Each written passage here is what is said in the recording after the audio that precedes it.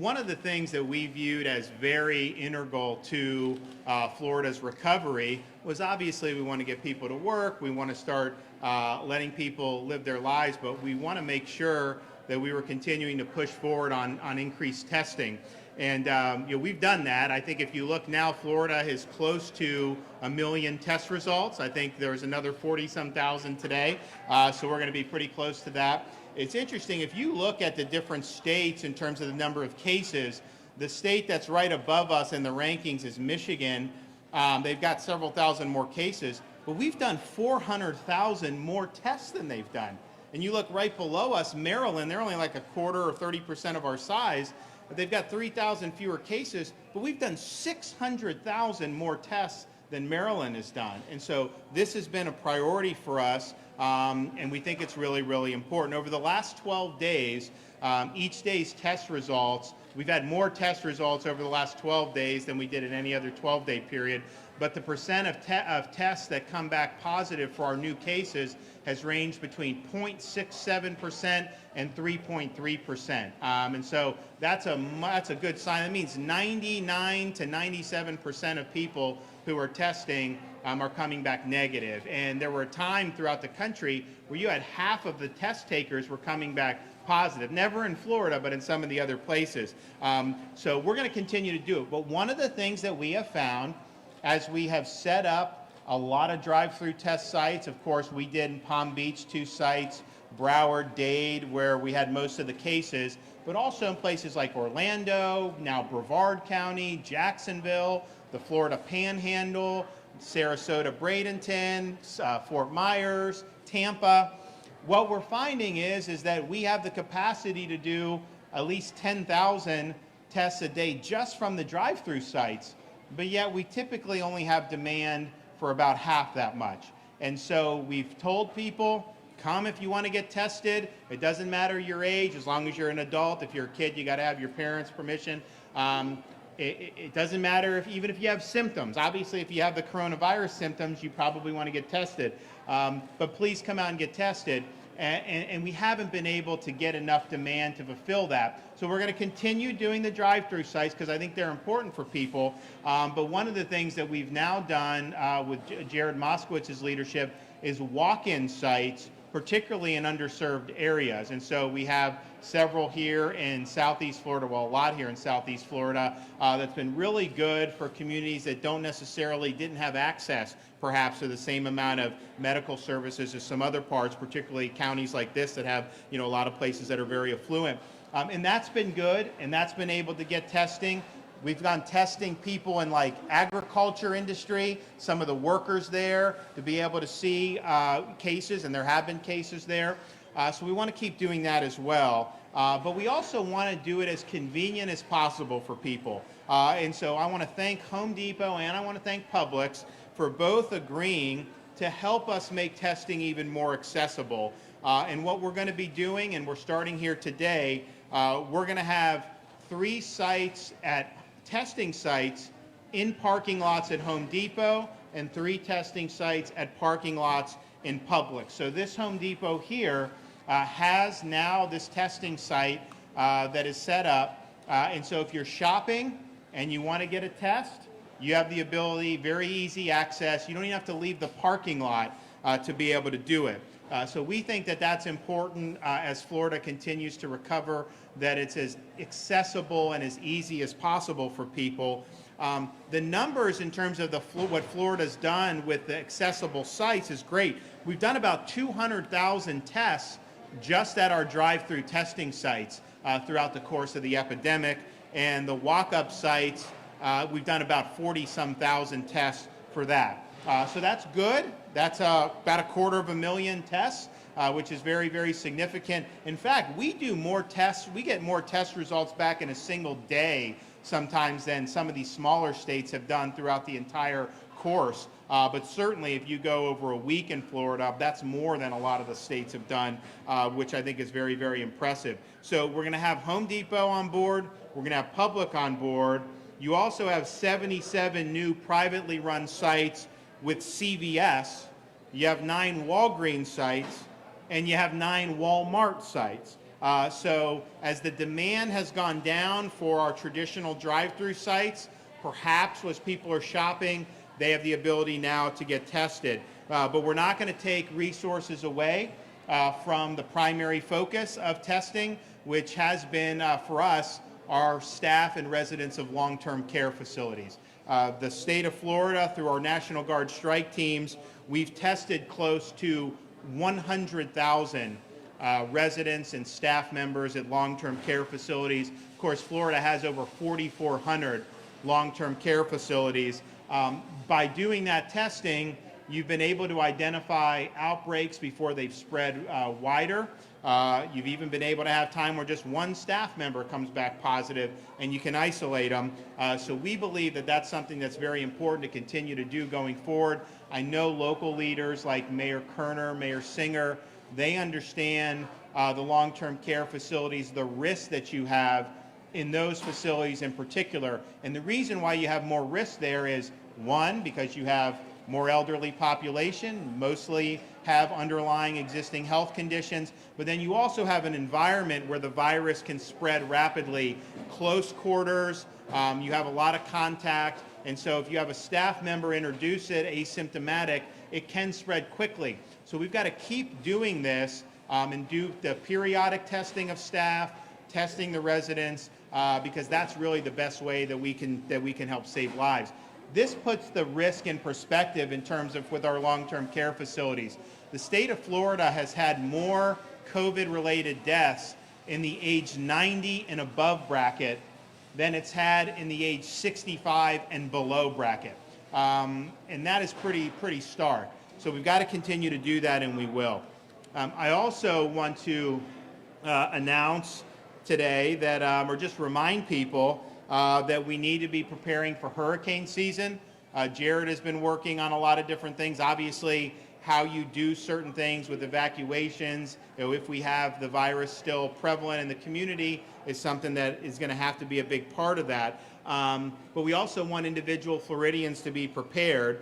So it's great to be here at Home Depot. I know Floridians have been packing Home Depots throughout this mitigation period, but we're officially kicking off the Hurricane Preparedness Tax Holiday, which begins today and extends through Thursday, June 4th.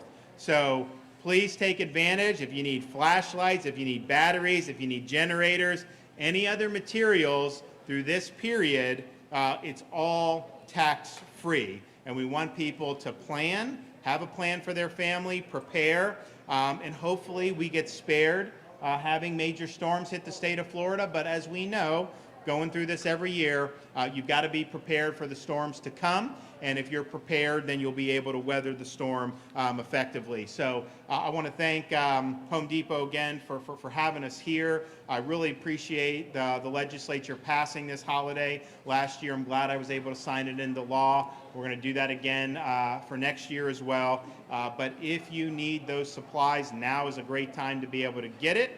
Let's prepare for the worst, but hope for the best when it comes for hurricane season. I want to invite Jacob to come up with Home Depot. I think he's got something for me, which I appreciate, but then maybe if you want to say a few words. All right, so first, good afternoon, and thank you all for coming to the Boca Home Depot. And I want to thank the governor for, one, attending this event, and then also growing the support we have in the relationship with the state of Florida and the micro testing sites that he has given us the opportunity to set up. So customary when we have a visitor come to the Home Depot, we deliver an apron that is specific, that was made here at the Boca store. So it represents the state of Florida, but the thing that I want to call out the most is the United States Navy. And on behalf of the 35,000 Home Depot associates in the 169 locations, we would like to say thank you for your service, sir. Thank you. You got it. You got it.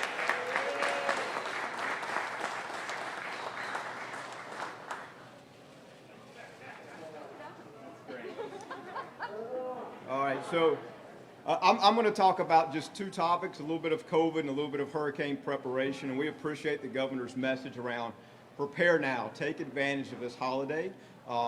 We believe it will look a little different this hurricane season, than before. So look, I'll start out with just saying just some things that Home Depot has done, and we did it early and proactively that visually you can see in the store. And I'd point out to the plexiglass shields to the left and right, the social distancing markers throughout the store.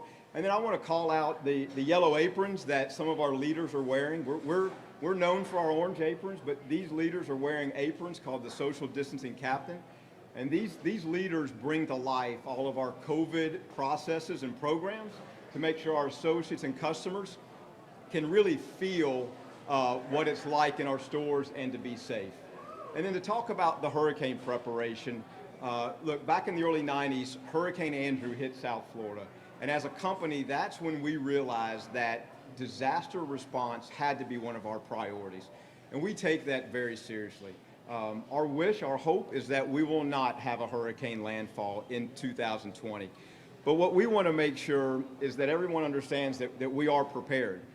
We put a task force together of experienced hurricane leaders, and then we took what we've learned over the last 3 months with the COVID-19 response and the things that you're seeing throughout the store, and we have a plan. We will be able to serve our customers during the hurricane season with a landfall or without, and we are prepared, and then we ask you to do the same thing.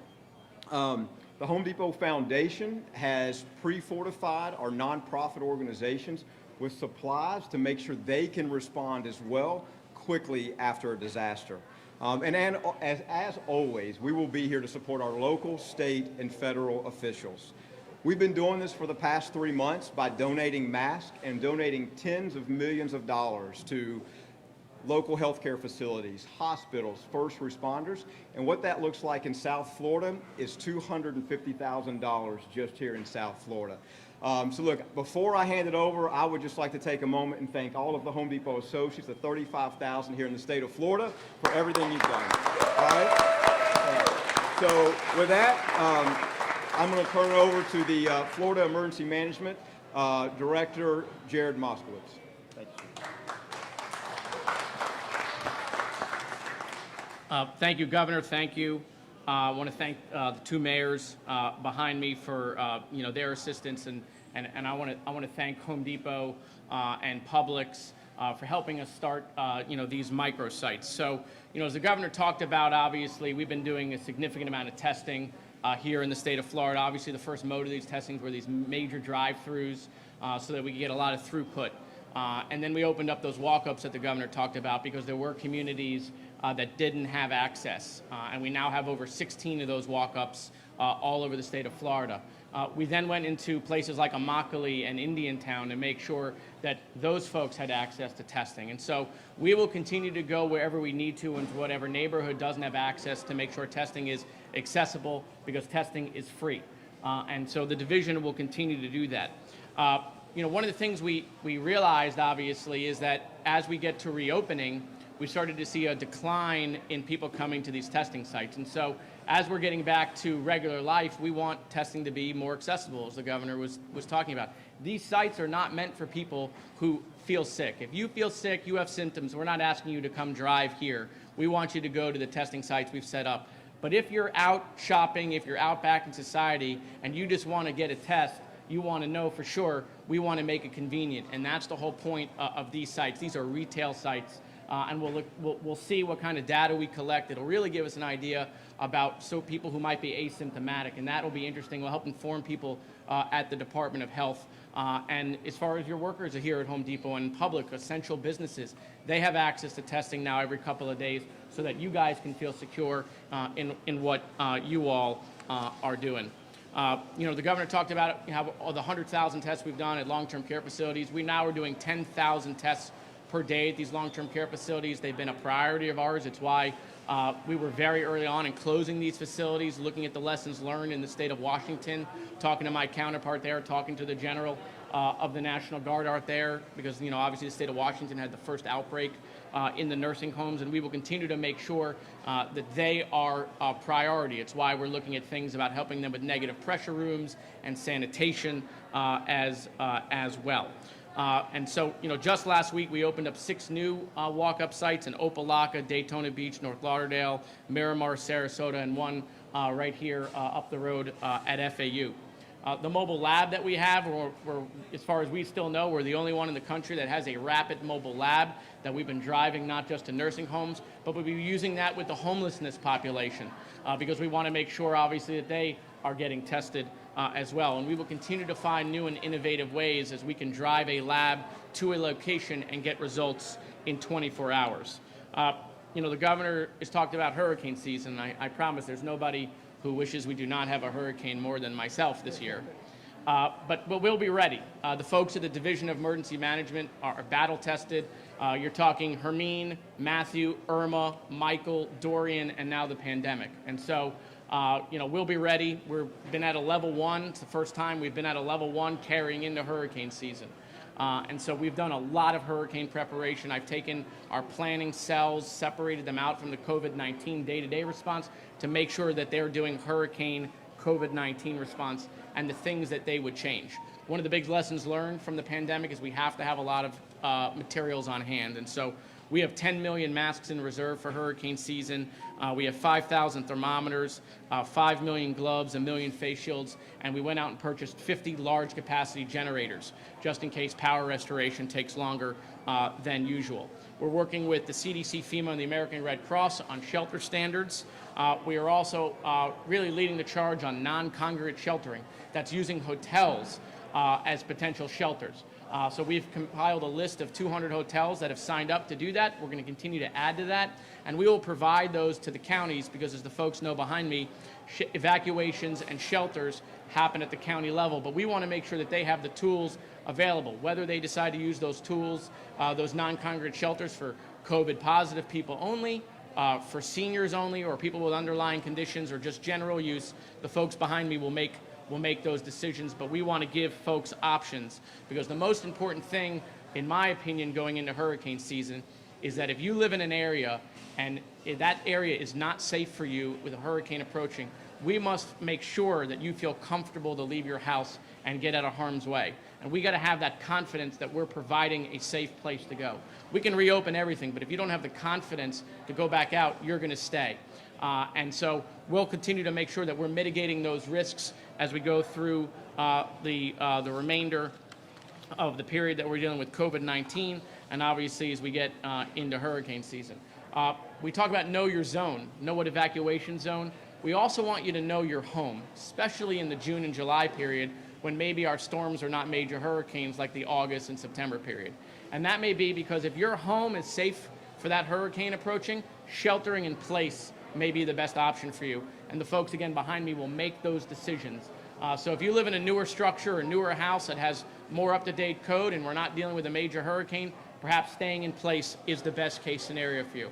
We want to make sure you have 7 days of supplies. Now's the time to go do that. Let's not rush to the stores, as we get into a hurricane, with a hurricane approaching. Let's make sure we're being proactive because, as we know, supply chains because of the pandemic have been difficult. So right now is the time to do that in an orderly fashion and prepare and get 7 days worth of supplies. As far as the sales tax holiday, you can go and get the full list at floridarevenue.com/disaster prep, floridarevenue.com/disaster prep, so that you can see the full list of supplies that are available tax-free. I want to thank Home Depot again for their partnership, and Governor, thank you. And let me introduce the Mayor, Dave Kerner of Palm Beach County. Thank you. Thank you. My name is Dave Kerner. I'm currently serving as the Mayor of Palm Beach County. I'd like to take this opportunity. First, Governor, thank you for being here in Palm Beach County. We appreciate your leadership, and I want to talk about that for just a moment, and also to Director Moskowitz. These two individuals and these two leaders have led this state through one of the most challenging chapters of Florida's long history.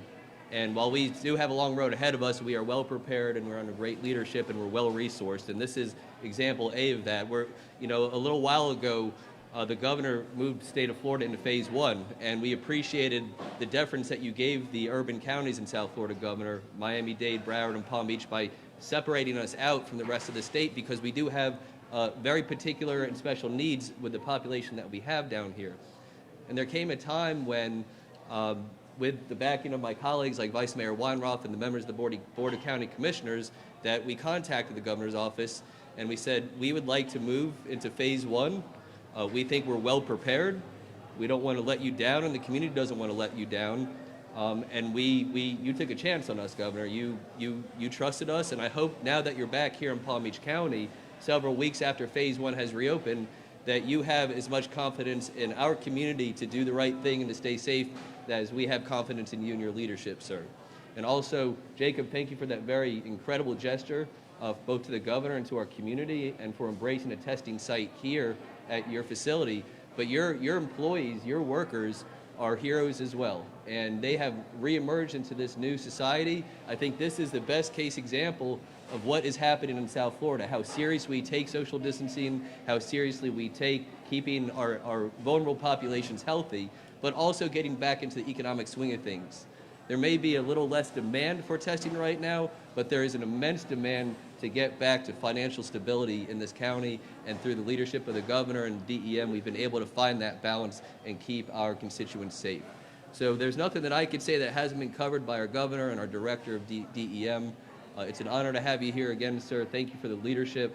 And to the community, we're doing a great job. The numbers bear that out. That is the work product of the people that live here and call Palm Beach County home. Continue to stay safe, continue to make Florida proud, and before we know it, this new normal will be something that we've embraced fully and will show great effectiveness in keeping the public safe. Thank you again for having us here today.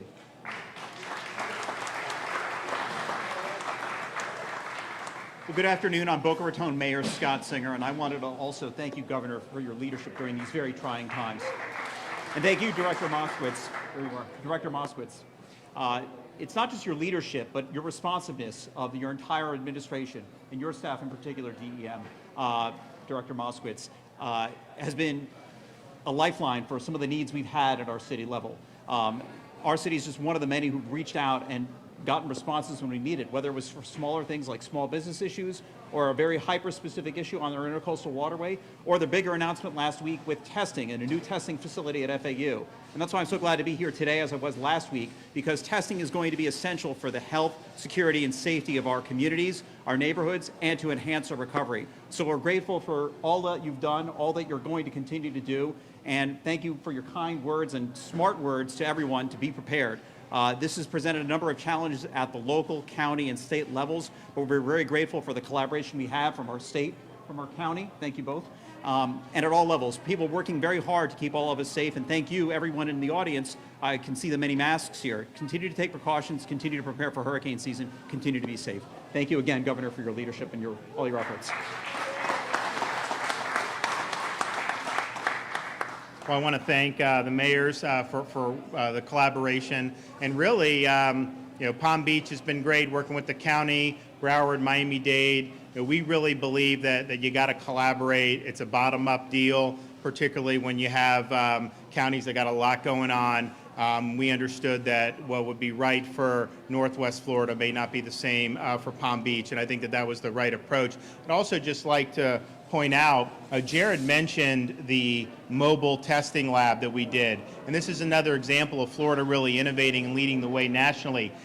We set the lab up, as Jared mentioned, it's mostly for long-term care, homeless, things where you really need to be expeditionary. But for the space launch on Wednesday, the White House asked us, could you test everyone who's going to be anywhere near the president? So Jared set it up.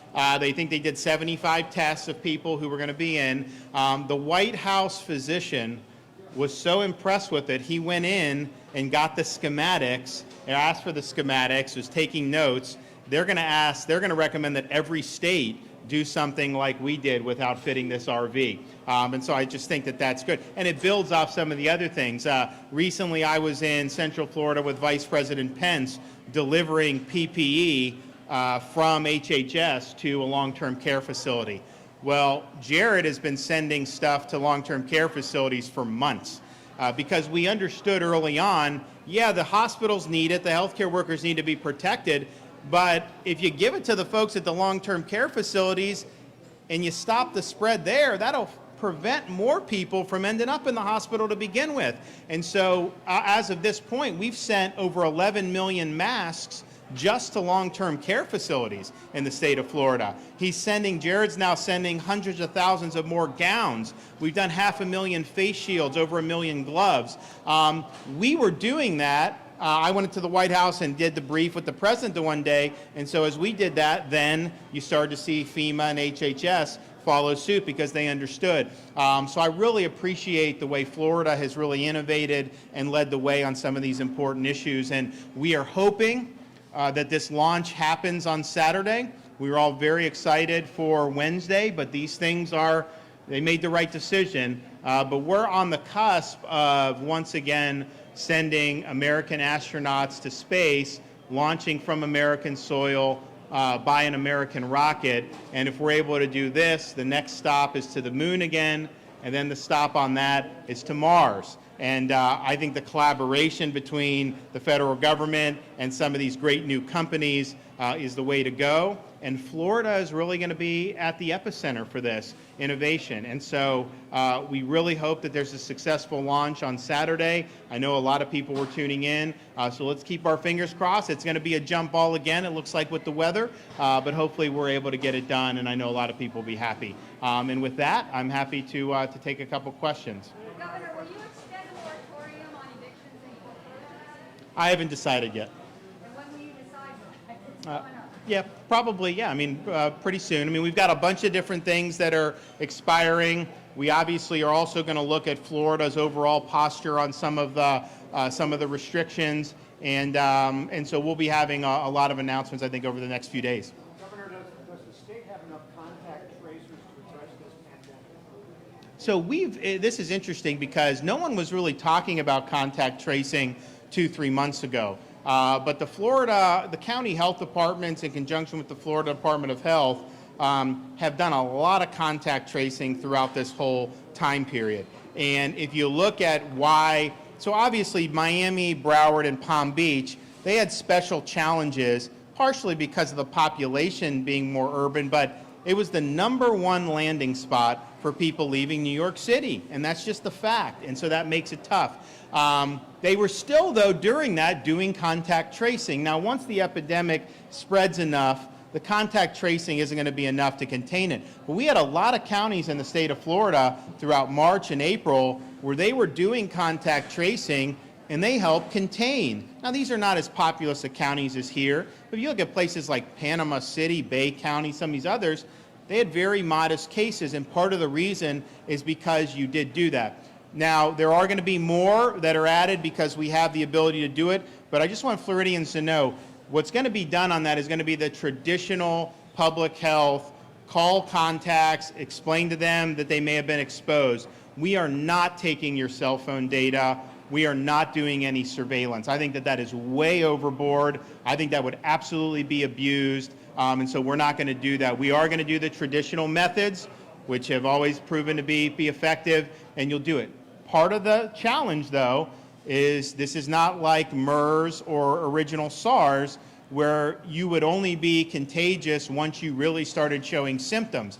Here, you have people that get infected that don't even know they're infected. They're people that never develop symptoms, so contact tracing asymptomatic carriers is very difficult. So contact tracing can't do it all. What it can do is when there are discrete outbreaks, be able to have people there, do the public health measures, follow up, and then contain it. And so a place like Palm Beach, you wouldn't be able to contact trace the whole county, but if you had an outbreak in Wellington, then you can go and do it. So there are more added. We got a lot of CARES Act money. That's part of what the Department of Health is doing. But one of the unsung stories about this whole epidemic in Florida was the extent to which the county health departments, in conjunction with the Florida Health Department, did do this shoe leather work.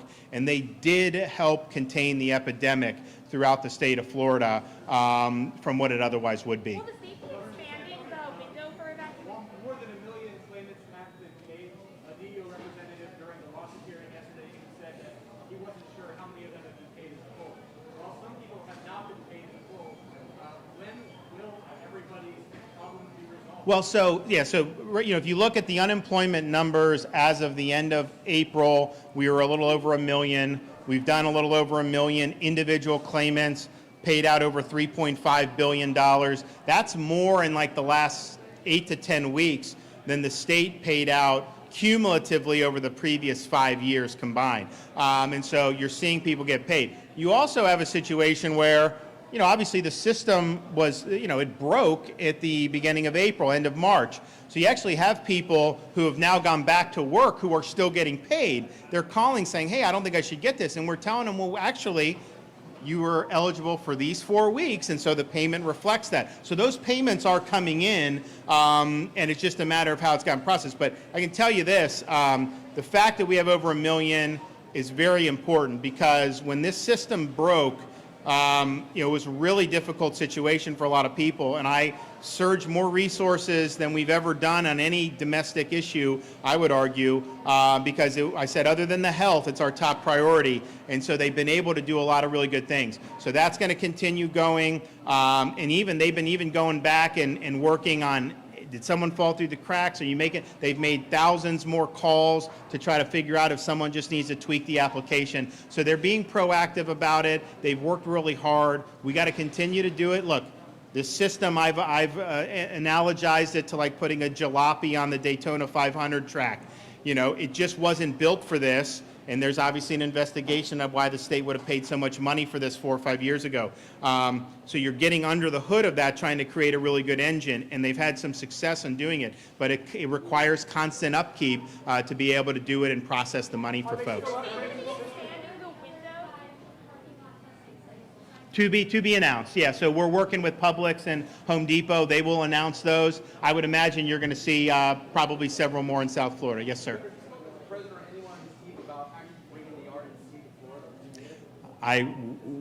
So we've done it, and in fact, we're working on it as we see fit, as they see fit. We want to host it. I think late August. We're going to be ready to do that, and obviously, his government can tell us what we need to do to make sure it's safe. But I think we should do it. It'll be a huge economic boon for the state, and I think that they're losing patience with North Carolina. And if they don't get answers, that at least the state will work with them, then I think they are looking elsewhere. And of all the states that have put up their hand, and there have been a lot of them that want it, but I think we would be the most natural landing spot for it. So I think you're going to probably get an answer on this within the next, probably the next week, because at some point you got to either pull the trigger or you don't. It's going to take time for people to be able to get in place or whatever. But I think it would be good for Florida. I also think it's good for Florida. If you notice, we may be the home for the Major League Soccer out of Central Florida.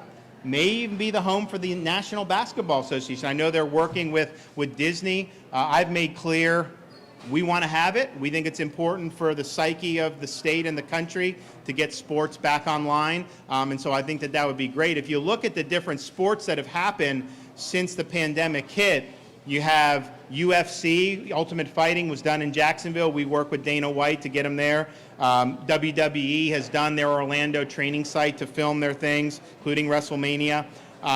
We had 2 charity golf events in the state of Florida, one in Juno Beach in Palm Beach, the other in Hobe Sound, which was on Saturday or Sunday with Tiger Woods. They raised $20 million for COVID relief efforts, and we were happy to have that take place in the state of Florida. And we're also looking to do some racing, some NASCAR very soon. So I think that these are good things, and I'm looking forward to working with folks who wanna get back to work. Given coronavirus, is the state going to be expanding the window for evacuations, ahead of a potential hurricane? I don't know if that means, opening the congregate shelters or hotels earlier and kind of expanding that window for people to... So I think, Jared can probably speak to it. They're looking at doing different things, but I think as he mentioned, based on the construction of your home, if your home's new and you're in a certain zone, given various risks, it may be better to stay at home, and that'll be something. It's not going to be the state dictating. It's going to be us working with people like Mayor Kerner on our best information, their best information, and then making a call in an intelligent way. We also are obviously preparing, how does this look in the age of the coronavirus? But, it may not be as prevalent then. I mean, you actually have people now that are saying, in Oxford, I know they're saying, we don't think we can get a coronavirus vaccine approved by the fall. People say, why? They're like, we don't think in Britain there's going to be enough people that have it in July and August to be able to do the trials. So that, I don't know what they're seeing, but that's what they see it going down. So we'll see what it looks like, but I do think the long-term care facilities, that's very, very important because those are the patients that are going to be most at risk, if you have a situation with coronavirus. So I want to thank Home Depot. This is a really neat thing that they've had there. You've got the beach of Florida, which I think they're open in Palm Beach, right? Your beaches are open. All right, good. You got people out there. You got the oranges, Home Depot, U.S. Navy, and then the Great American Flag. So thanks, Home Depot. Thanks to all the associates at Home Depot for working so hard during this time. And then again, thank my friend Bernie Marcus for always being there for the state of Florida. So thank you, guys.